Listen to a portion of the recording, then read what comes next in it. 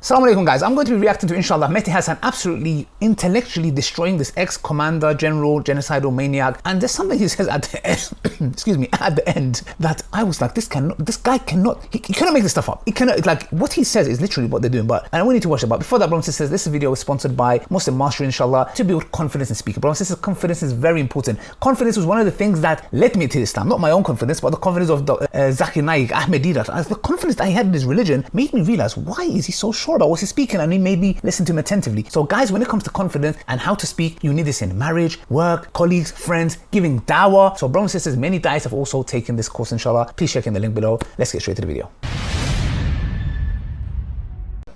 Assalamu alaikum wa rahmatullahi wa barakatuh, brothers and sisters and dear friends. So this is a video of some kind of a ex-comrade, general, whatever, genocidal comrade, as you can see, and Mehdi Hasan, inshallah. We're going to watch this, inshallah, and look at some points where Mehdi absolutely annihilated him, and he mentions a very interesting point towards the end. And I was like, wow, just imagine if anyone from the other side, opposition side, said the same thing.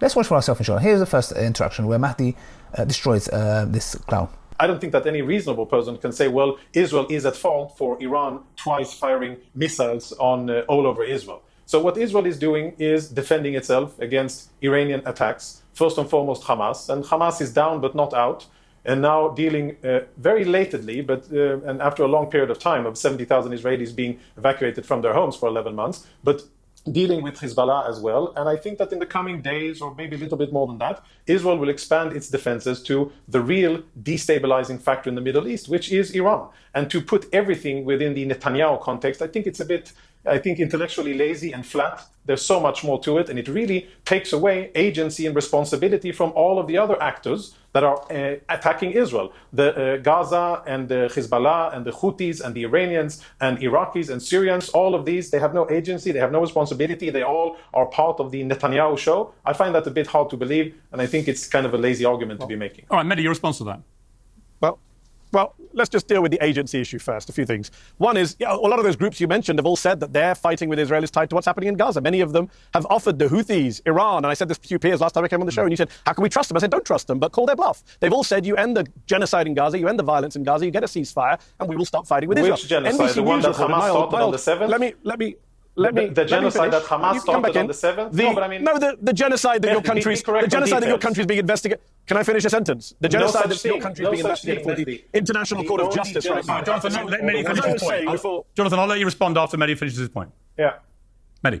I barely started, but he doesn't want people to hear what's going on. All of those groups have said they'll stop if Israel stops its genocide in Gaza. NBC News reported that Israel killed Nasrallah because he said, I'm only going to do a deal with you if you do a ceasefire in Gaza. I want to link a ceasefire in Lebanon with a ceasefire in Gaza. And the Israelis told NBC News that's why we killed him. So we know that these groups have agency. Israel has agency. Jonathan Conricus wants your viewers to believe that Israel just blindly, Israel was just minding its own business and Iran attacked it. Israel attacked Iran first in Syria. They bombed an Iranian consulate in violation of the laws of international law and international diplomatic law. Yeah, they killed Iranians in Iran. They then bombed Ismail Haniyeh in Tehran. They bombed the Iranian capital. And then they bombed Beirut and killed a senior Iranian general. So actually, it was Israel that's been provoking. And when he talks about source of destabilization in the region, everyone in the region knows it's Israel that's destabilizing region. It's Israel right now that's escalating wars in multiple countries. Everyone around the world knows it's Israel that's the country that is causing the issues. 40 countries, peers. 40 countries have just put out a statement on Saturday saying, can Israel please stop attacking UN peacekeepers, blue helmets? So please don't give us lectures on who is stabilizing, destabilizing the region. And final point, as for winning, the Israeli general who ran the Gaza division, Gadi Shamni, says Hamas is winning, Israel is losing in a big way.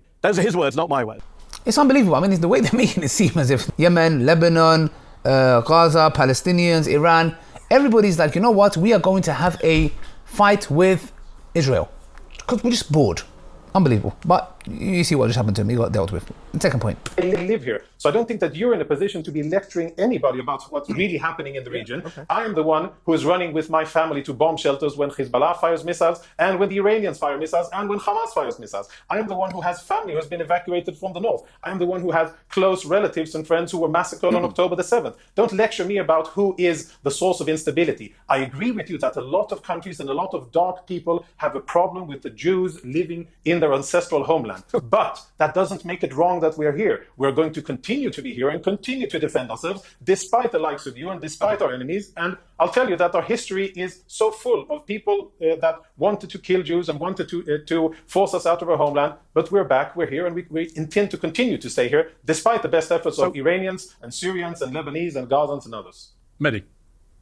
So I do need to respond to that. So first of all, as for lecturing you, as I say, 40 countries put out a statement, including many of your own allies, including Hungary, one of the most pro-Israeli countries in Europe, saying stop attacking UN peacekeepers. These are not dark anti-Semitic forces. You can't keep playing an anti-Semitism card and undermining the very real struggle against anti-Semitism by using it to defend a government that is full of some of the most racist people, anti-Arab, anti-Muslim, anti-Christian people on the face of this planet. You are spokesman for a government that contains people like Smotrich and Ben-Gvir, open racists, prosecuted for inciting terrorism. So we're going to talk about lectures. You should keep your lectures to yourself and be embarrassed for the government you served. As for you living in the region, the problem is not you living in the region. The problem is the army you served and the country you were a spokesman for illegally occupies other people's lands in the West Bank, in Gaza, in the Golan Heights, now in Lebanon again.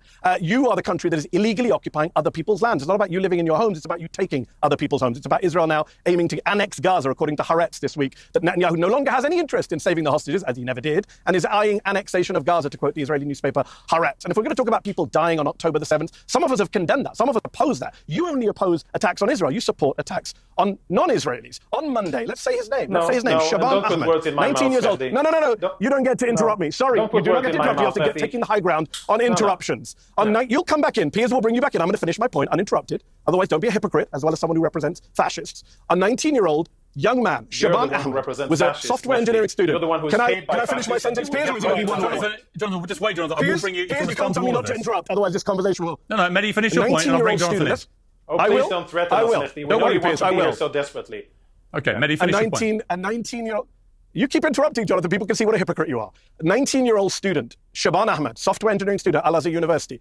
Jonathan's military destroyed his university, destroyed his house, displaced him, made him homeless 5 times over the past year. On Monday, the world, we all watched him burn to death thanks to Israelis bombing the area outside the hospital. He was on an IV, on a bed, in a tent. He burned to death. His mother died. 2 maybe 3 other people died. I'm not sure how Jonathan still comes on these shows and defends that kind of barbarism and open war crimes. I'm not sure how Jonathan sleeps at night watching people burn to death thanks to the military that he served and is now being investigated both at the International Court of Justice and the International Criminal Court.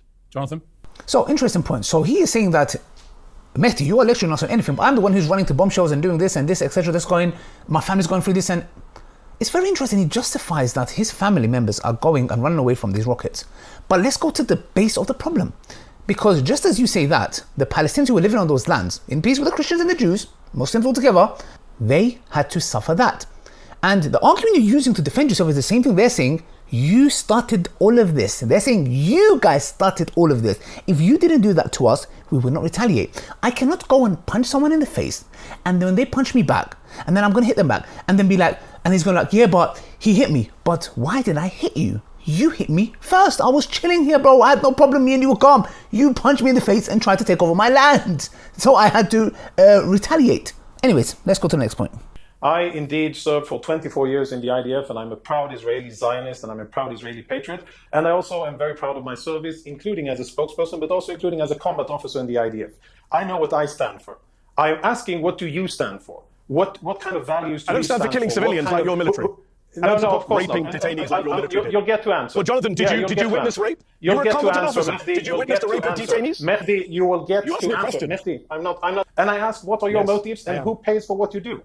So it's a very simple answer, as I told Jonathan Levine of the New York Post. I love this new talking point, Piers. It's got around the right-wing media and the pro-Israel people. I run a company called Zeteo. People can check it out, Zeteo.com. It's a great media organization getting very good press from the Washington Post and others. There are no foreign investors. They're all American investors. I'm an American. You asked the question. I know you can't handle brown people being part of the West. I'm an American. I'm a Brit. I was born in the UK. I'm now an American taxpayer. And I'm very concerned with American taxes going towards the funding of a genocide in Gaza, going towards the killing of a 19-year-old guy who's in an IV in a hospital bed, going towards the killing of children in a school, going towards the killing of 23 people from one family in Lebanon Monday. In northern Lebanon, 23 people bombed by your military, 2 babies killed, Jonathan. That is what you stand for. You serve the IDF, the Israeli military, which, as I say, is being investigated at the ICJ, and the ICC. You serve a military that has been credibly accused by the United Nations just last week, by Israeli media, which showed videos of mass rape of Palestinian detainees. The New York Times this week reported that your military sent children, Palestinian children, as human shields into booby-trapped tunnels and buildings. Is that what you did, Jonathan? Can you tell us today, did you ever send a Palestinian child as a human shield into a tunnel? Because the New York Times is saying your military did that. The World Food Programme is saying your military is starving starving the people of northern Gaza.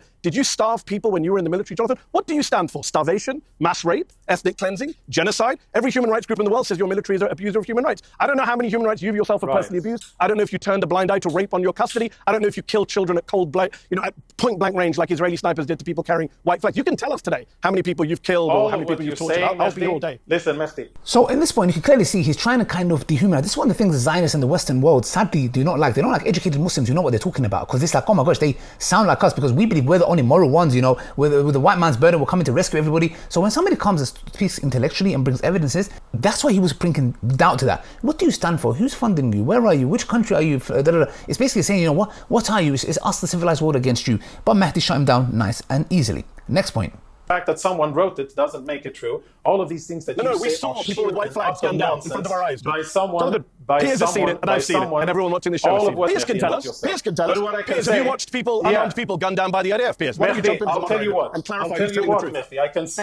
I can say categorically. Let's just be clear here on the facts, since people are not going to get the facts, because as you've read my book, there's a tactic called gish galloping, which is what you just did, which is to talk over all the facts without engaging with them. Here are the facts that people can go look up for themselves. Human Rights Watch, Amnesty International, the UN Human Rights Office, UNICEF, UNHCR, Save the Children, World Food Programme, WHO, Doctors Without Borders. I can keep going. Refugees International, International Rescue, they all, Care International, Christian Aid, Physicians for Human Rights. They all say the Israeli military is to blame for the casualties, for the killing of innocent people, for not giving warnings, for bombing civilian targets, and for starving the people of northern Gaza. Right now, Save the Children say that northern Gaza looks like the depths of hell. The World Food Programme says no food has been allowed in by your government and your military since the start of October. And by the way, one last point. You mentioned, maybe 10 soldiers did this, 10 soldiers did that. Actually, according to the UN, this stuff is systematic. And I would ask you asked me who my investors are. I'll ask you. You were in the Israeli military. You proudly said you were combatant. Someone asked you, were you involved in the things the Israeli military is being accused of by the International Criminal Court Chief Prosecutor, by human rights groups, intentional killing of civilians, starving of civilians, the use of rape and sexual violence against detainees, using Palestinian children as human shields, as the New York Times reported this week? Did you do any of that when you were in your service, Jonathan Conrick? None of that is correct. So just imagine for a second a Muslim army, or for that matter, whoever it is, and they've committed atrocities, these Zionists have. Do you really think they would have any seat in anywhere talking or even defending? He is there. Just imagine the Muslim armies, a general, ex-commander, whatever for that matter, sitting there and all these accusations. There would be uproar. But this is what we mean when they dehumanize Muslims. Don't care. He can come, he can casually come there and try to justify, and we did it for this reason.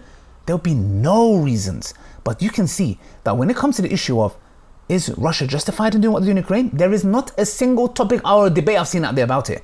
But when it comes to Zionism, there is. The double standards of the Western world. Two last points. Going after an enemy aggressively, that's what war is. When you're attacked in your home, when your women are slaughtered, when babies are killed, when women are raped, and when your civilians are burnt alive and people are taken hostage, that's called a declaration of war, and you fight that. You don't fight it by being nice, and you don't fight it by being gentle. You do fight it according to the laws of armed conflict, and you try to adhere to those criteria. By and large, I think that Israel is succeeding. Sure, there have been mistakes, and sure, there are... to suggest otherwise. It's also interesting that Jonathan responded to your question, Piers, by talking about how, and I think I'm quoting him correctly, that when you come into our homes and you kill our civilians and you rape our women and you set us on fire, that is a declaration of war. Which is ironic, because he's just described everything that Israel has done in Gaza and the West Bank, both in recent weeks and months and over the years of occupation. So how come it's not a declaration of war for Palestinians when Israel does it to the Palestinians? It's only one-way traffic. Only one side has a right to defend itself, right? Not the other side. Okay, this was the crux of the matter of all of them. And these are all, by the way, accusations. There is nothing substantial about what he said about the intentional killing, the rape, children, beheading, this. None of them are substantial. They were all lies. Now the thing is this, he's saying, if somebody did this, would you not fight back? Yes, I will not blame you fighting back. But you guys are the ones that are actually doing it. There are evidences from your own people about you doing it, from Haaretz, yes, and your own government officials saying it with their own mouths. So you saying that if someone does that to me, I have a right to fight back, but in reality, you are the one that's doing it to others, not the one that's doing it to you, and now you are basically using that. Do you not look in the mirror and say, what a moron I am? Like, I'm literally sounding like a moron. That's the point. So you can do that actually to others, but when those who are really going through those things that you just mentioned, they are not allowed to resist back and fight back. You cannot make this stuff up. And lastly, but not leastly, Mehdi Hasan puts him in his place with this last statement. Israel. Of course I can criticize, and I even do it on my Twitter. I've said things about my prime minister. I've said things about my military. Of course I have. You couldn't even criticize mass rape by your fellow soldiers. Listen, there hasn't been mass rape. It's such Shameful, it's such a nonsense talking point. You should be ashamed of yourself. It's such a nonsense talking point. So I won't even. So the UN's lying. The New York Times is lying. It is CNN is lying. The UN isn't saying it. Everyone's the lying. UN isn't saying it. Except The fact that you mentioned an organization name. The UN commissioned an inquiry last week. Chaps, we're going to call a timeout. Everyone can Google it, Jonathan, and see how much we've descended into. And that's it, brothers and sisters. That's not much can be said, inshallah. May Allah bless and preserve you guys, brothers and sisters. Mehdi Hasan once again did a fantastic, phenomenal job by exposing these Zionists, double standard, hypocrite scums. Enjoy the video. Assalamu alaikum wa rahmatullahi wa barakatuh.